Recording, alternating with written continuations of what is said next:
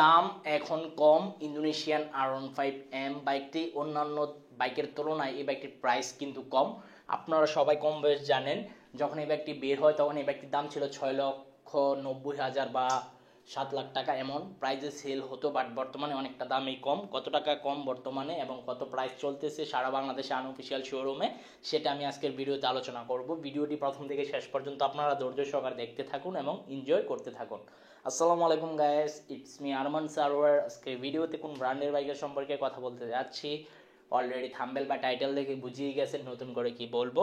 তবে এখনো পর্যন্ত যারা আরমান সারোয়ার ইউটিউব চ্যানেলটি সাবস্ক্রাইব করেন নাই তারা অবশ্যই আরমান সারোয়ার ইউটিউব চ্যানেলটি সাবস্ক্রাইব করে ফেলবেন, যেন পরবর্তী আপডেট নোটিফিকেশন পেয়ে যান।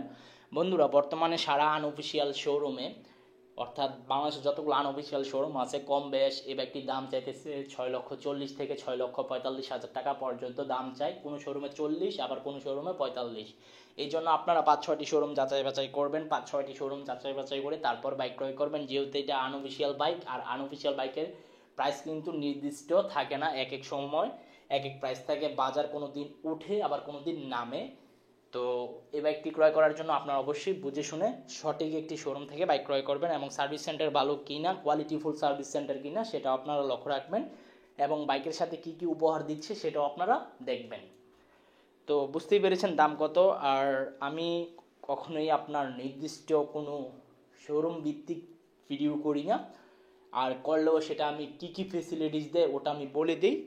কারণ এখানে আমার কোনো বেনিফিট নাই বা আমি কারোর পক্ষ নিয়ে কথা বলতেছি না, আমি জাস্ট অডিয়েন্সদের মাধ্যমে আপডেট ইনফরমেশন জানিয়ে দিই যে আসলে দাম কত চলতেছে সেটাই আমি বলে দিই।